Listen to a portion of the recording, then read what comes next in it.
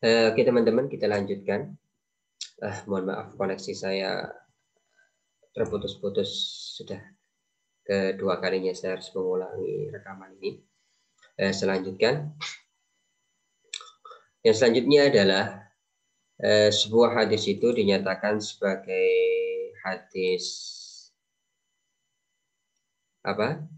Hadis dhaif itu adalah karena perawinya cacat. Yang pertama, jika kecerdasan perawi itu adalah fuksul ghalat. Jadi kacaunya sangat kacau ya. Maka hadisnya adalah mungkar. Jika hafalannya buruk, su'ul hifad, maka hadis yang diriwayatkan olehnya adalah dhaif. Jika dia pelupa karena banyak masalah atau karena sudah tua, maka ketika dia terkena penyakit lupa ini, dia meriwayatkan hadis, maka hadisnya adalah mungkar. Kalau ada seorang perawi, dia meriwayatkan hadis, kemudian ada perawi yang lebih kuat, lebih sikoh, lebih cerdas darinya, lebih adil darinya, meriwayatkan hadis yang serupa, maka hadis yang diriwayatkan oleh perawi yang lemah ini ada kalanya mudraj, namanya maklub, mutarrab, musahhaf atau syadz. Nah, dari berbagai hadis itu baik yang hadis mardud yang dia lemah menjadi dhaif karena cacat dalam periwayatannya, atau karena cacat dari segi ketidakbersambungan syaratnya, itu memiliki tingkatan-tingkatan. Dalam konteks cacat yang menimpa perawi itu ada hadis maudhu. Ini yang paling parah. Hadis maudhu ini adalah hadis yang karena kecacatan rawi maka dia posisinya pertama. Ini paling parah. Kemudian di bawahnya adalah ada matruk, kemudian mungkar, mudraj, maklub, dan mutarraf. Mungkin kalau yang ini ya. Jadi maudhu ini wasyaru anwa'ihi al maudhu. Maudhu ini paling parah. Kemudian matruk sampai mungkar. Kemudian yang dhaif biasa adalah maklub dan mutarraf. Ini yang namanya dhaif yasir ya. Lemahnya sedang-sedang. Kemudian jika permasalahan cacatnya itu adalah dalam segi ketidakbersambungan sanad, maka yang paling parah itu adalah mu'dhal. Kemudian di bawahnya adalah ada mungqati', lebih ringan lagi mudallas, dan yang paling ringan adalah mursal. Kemudian jika teman-teman ingin mencari kenapa sih hadis ini dikatakan dhaif, ya, kenapa sih hadis ini dikatakan dhaif? Apakah karena dhaifnya itu masalahnya di rawinya atau ketidakbersambungan sanadnya? Maka teman-teman bisa mendownload dua kitab ini ya. Di-download saja, sudah disediakan oleh Google ya. Ada kitab Mizanul I'tidal karya Imam Dhahabi, ada kitab Al-Majruhin minal Muhaddisin karya Ibnu Hibban. Kemudian jika teman-teman ingin melihat koleksi hadis-hadis dhaif dalam sebuah kitab khusus, maka bisa mendownload kitab Al-Marasil karya Abu Dawud atau Kitabul Ilal karya Imam Ad-Darqutni.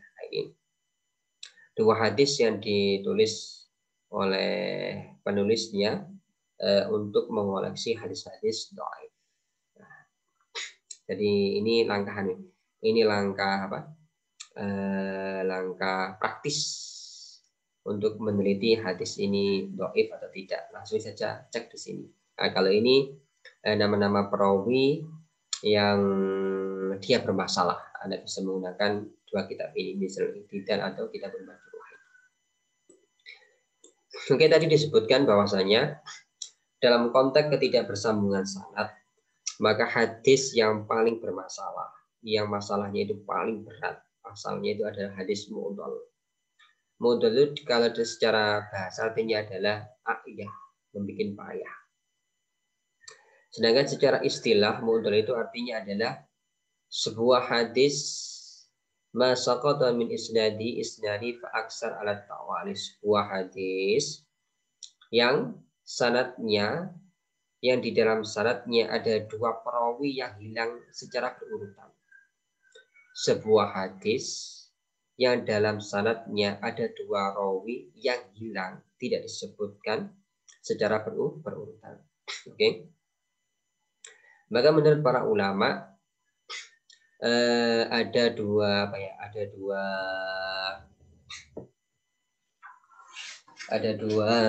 kitab yang menjadi maudhunil mu'dhal. Bisa teman-teman pergunakan untuk meneliti dan mencari hadis yang mu'dhal ya. Ada pertama kitab Sunan karya Imam Sa'id bin Mansur, kedua kitab-kitab karya Imam Ibn Abi Dunya. Inilah dua kitab yang banyak mengandung hadis mu'dhal. Nah, contoh hadis mu'dhalnya seperti ini. Dan keywordnya, kuncinya kita harus tetap ingat bahwasanya hadis mu'dhal adalah sebuah hadis yang di dalam sanadnya ada dua rawi yang hilang secara berurutan. Oke. Kalau kita lihat hadis ini, lil mamluki ta'amuhu wa kiswatuhu bil ma'rufi wa la yukallafu minal amali illa ma yutiku. Seorang budak harus dikasih makan dan pakaian secara baik. Dia tidak boleh disuruh bekerja di luar batas kemampuannya. Okay. Dalam satu riwayat yang sama-sama hadis ini diriwayatkan oleh Imam Hakim An-Naisaburi dalam kitab Ma'rifat Ulumul Hadis. Dalam satu riwayat disebutkan bahwa Imam Malik menerima hadis ini langsung dari Abu Hurairah.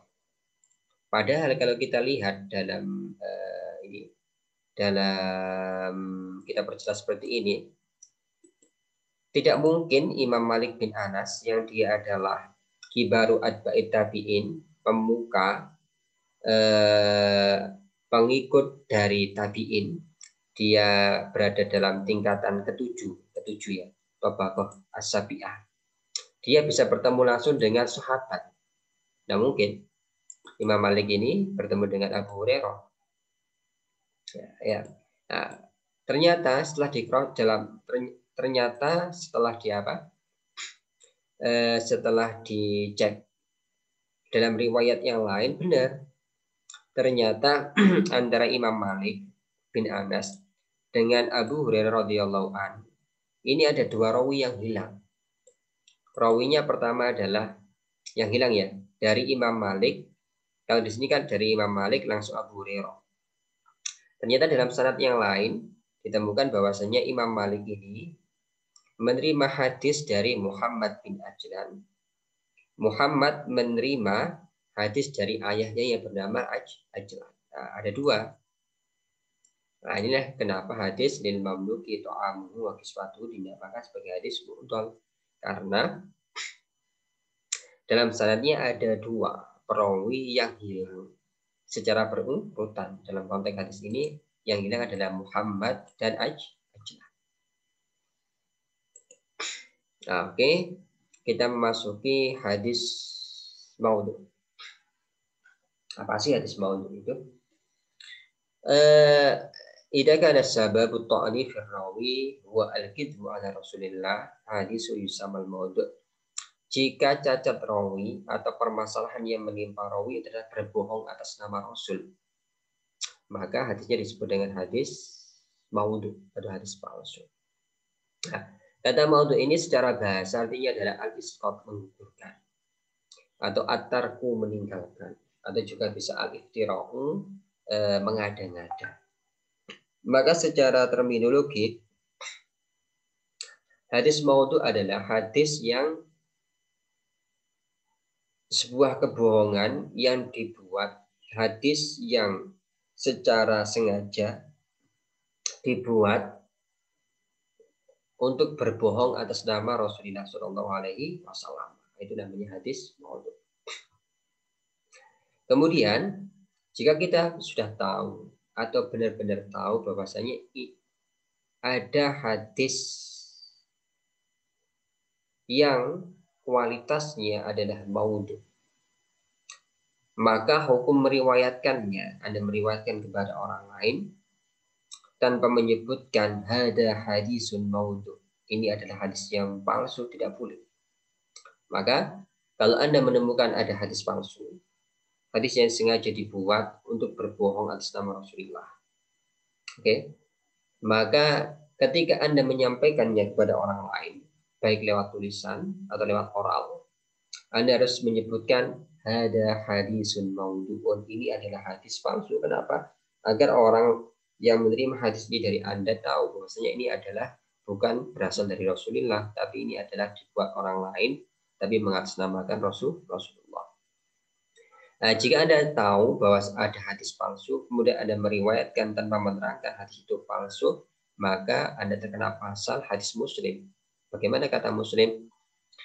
Man haddasa anni bihadisin yura annahu kadzbun fahuwa ahadul kadzabina.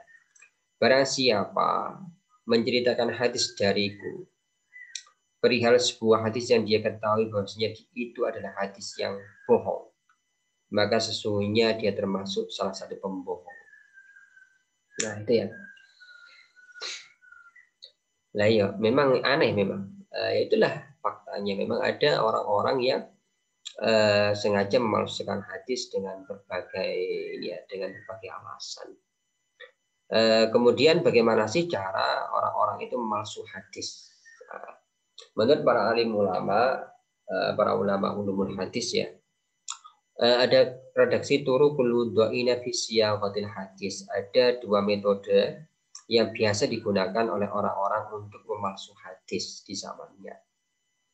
Pertama, imma yunshi al-wudu' al-kalam min indihi summa yadu' lahu isnadan wa yurwiyahu. Pertama, ada pemalsu hadis itu membuat redaksi matan hadis. Mungkin seperti kalau dia tukang sayur, jualannya terongnya tidak laku-laku, maka dia promosi buat hadis al-badinjan sifaun min kulida. Terong itu obat dari semua penyakit. Oke, kemudian dia membuat sanadnya, dia menerima dari ini sampai kepada Sayyidi Rasulullah. Itu namanya adalah membuat pemalsu hadis itu membuat redaksinya, kemudian membuat sanadnya. Yang kedua ada kalanya adalah ayyakhudha kalaman ibadil hukama aw ghairihim wa yad'u isnadan. Ada kalanya sang pemalsu hadis itu mengambil sebuah kalam hikmah milik para ulama, para alim, para soleh, para aulia. Kemudian dia membuat sanadnya sampai Sayyidi Rasulullah Sallallahu Alaihi Wasallam. Wah, memang parah. Para pemalsu hadis itu memang parah. Dia memalsukan nama Sayyidi Rasulullah Sallallahu Alaihi Wasallam. Kemudian bagaimana sih cara kita untuk mengetahui hadis ini palsu atau hadis ini tidak palsu? Maka menurut para ulama ulumul hadis, yu'raful hadis al-maudhu' bi ihdas salas. Cara untuk mengetahui hadis ini palsu atau tidak itu dengan salah satu tiga ini. Pertama, iqrarul wadi' bil wadi'. Oke. Sang pemalsu hadis mengakui bahwasanya hadis-hadis itu adalah hadis palsu yang dibuatnya. Nah, ini enak.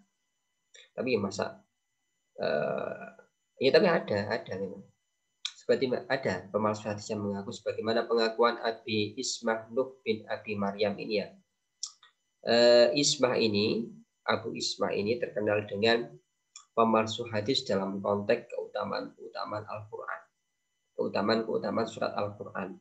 Kalau baca surat ini dapat ini, baca ini, surat ini dapat ini, baca surat ini dapat ini ya.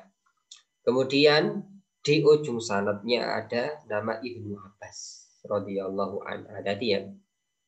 Kalau Anda menemukan hadis dari Abu Ismah.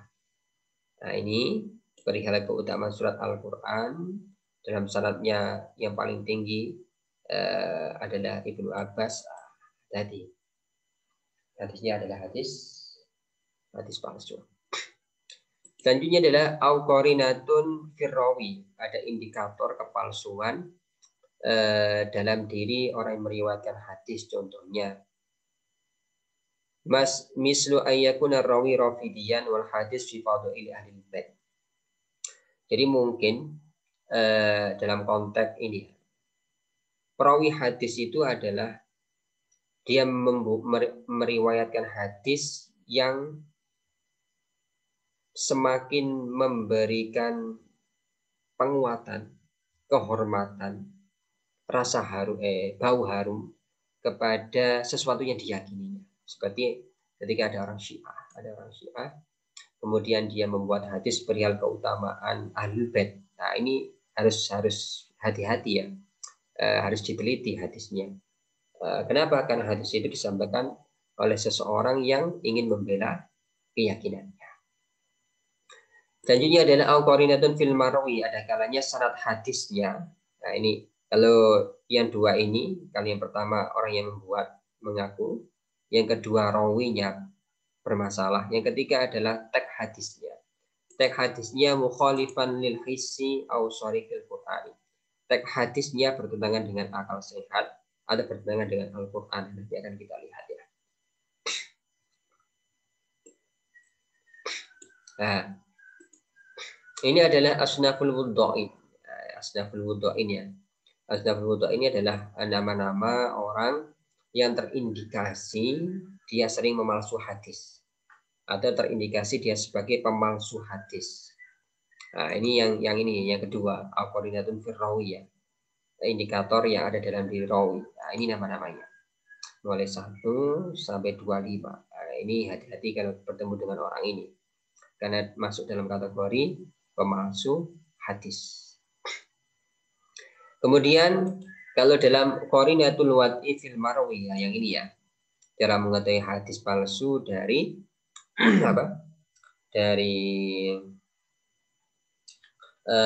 segi matan hadis karena bertentangan dengan pertuburan dengan logika, dengan akal sehat atau dengan nas Al-Qur'an. Nah, kita buat contohnya. Nah, ini. B.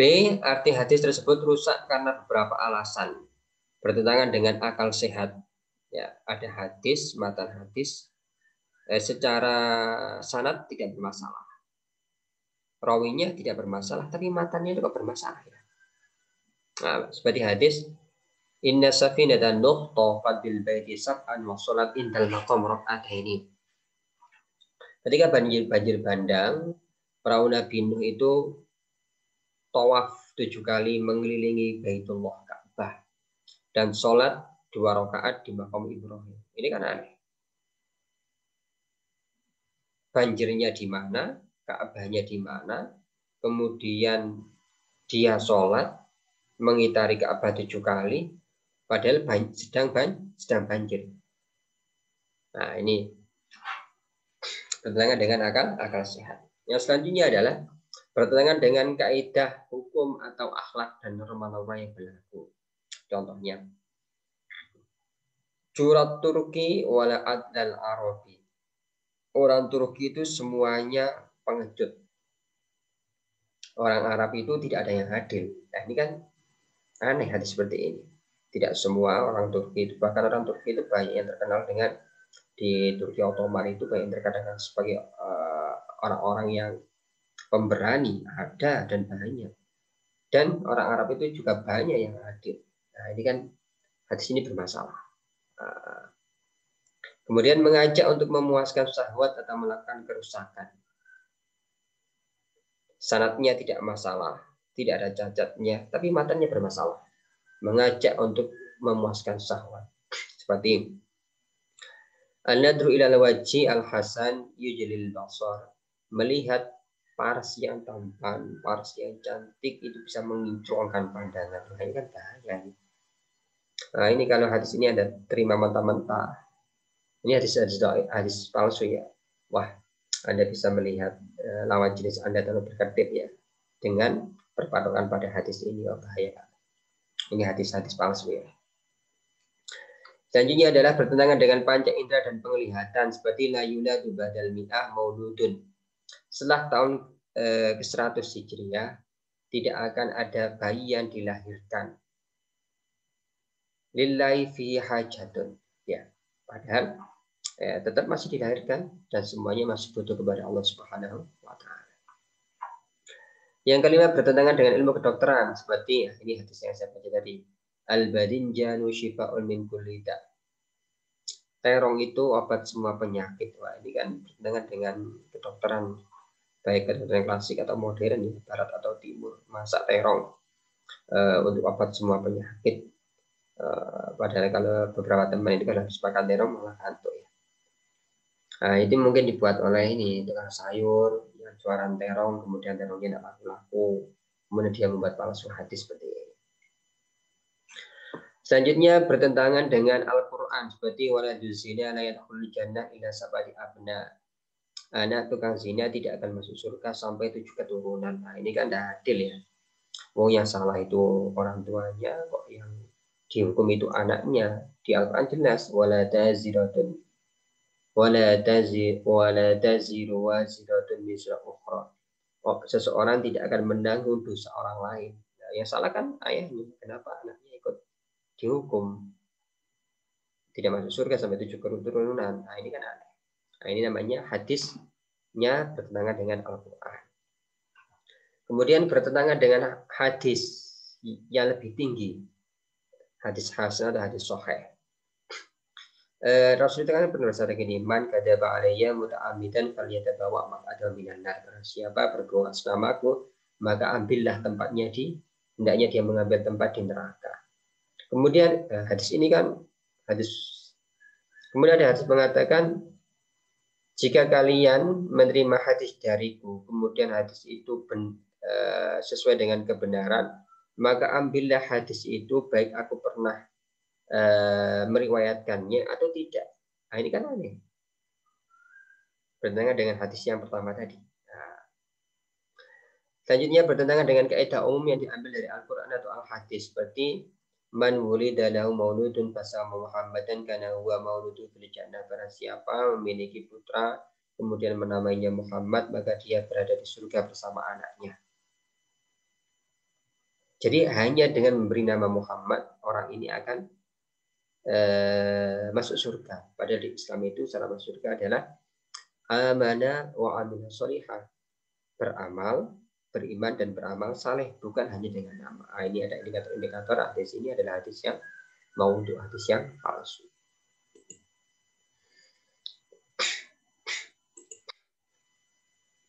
Selanjutnya adalah dawail wat'i.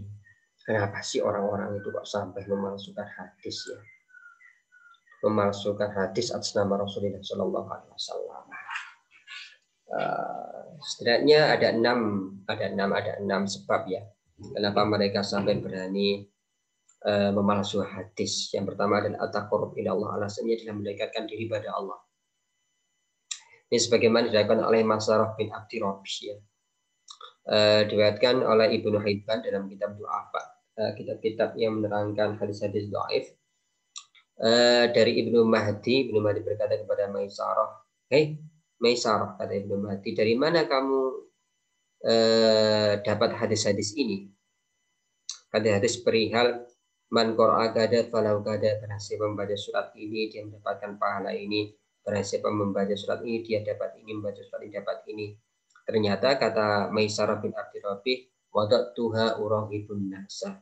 Oh enggak, aku memalsukan hadis agar manusia semakin semangat melakukan ibadah dan membaca Al-Quran. Nah, ini kan sebab yang pertama, iqrarul wadi bil wadi. Jadi alasannya Maisarah adalah untuk menyemangati manusia mendekatkan diri pada Allah, tapi jalannya salah, memalsu hadis. Kemudian dia mengakuinya. Ini kan cara untuk mengetahui hadis, karena sang pemalsu mengakui. Maisarah bin Abdi Rabi ini kalau kita lihat, nah ini nomor 12. Maisarah bin Abdi Rabi termasuk nama orang-orang pemalsu hadis. Yang kedua adalah al-intisralil madhab, fanatik madhab, untuk menguatkan madhab, untuk menolong madhab, sebagaimana dilakukan oleh madhab politik Islam. ketika terjadi fitnah di antara mereka, khususnya dilakukan oleh golongan Khawarij dan golongan Syiah.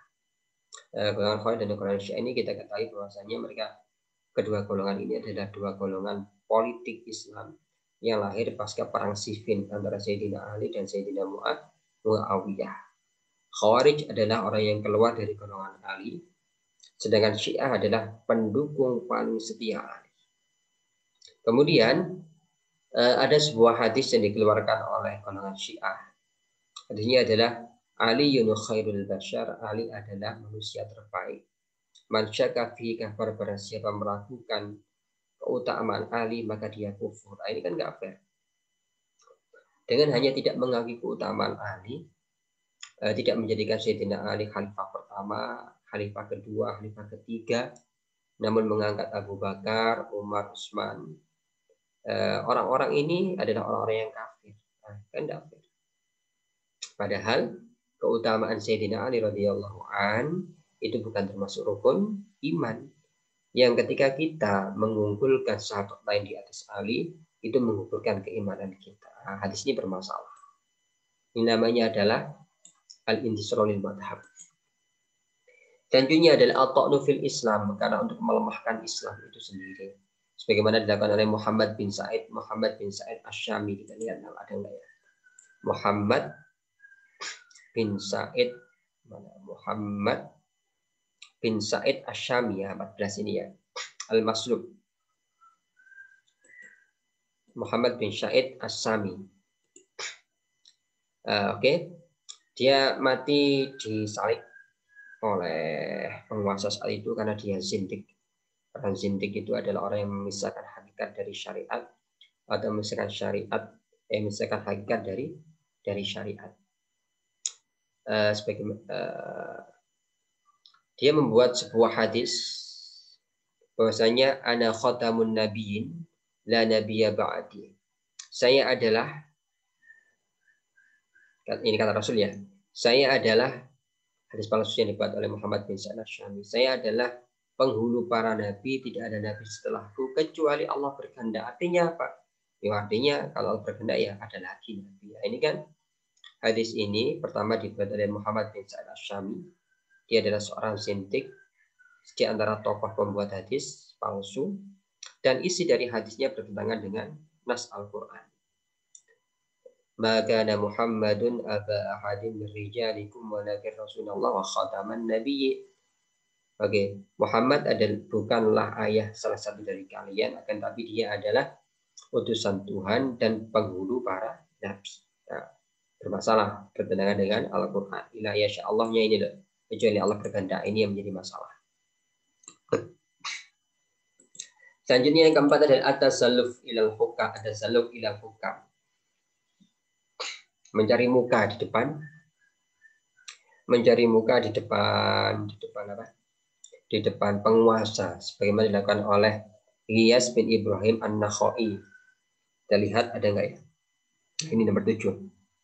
Ghiyas bin Ibrahim An-Nakhai, memang dia bermasalah emang ya. Pokoknya kalau ketemu orang 25 ini hati-hati hadisnya ya.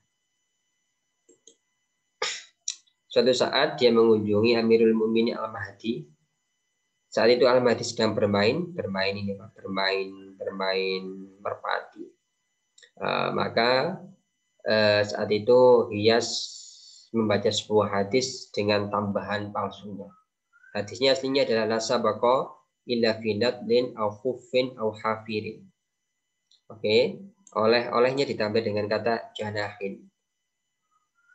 Artinya balapan itu juga diperkenankan menggunakan hewan yang bersayap. Ini tambahan. Bazada kalimah janahin ajil mahdi. Kenapa? Ini untuk apa? Untuk membuat penguasa bahagia ya. Selanjutnya at-takasub wa talabur rizki, untuk memperkaya diri.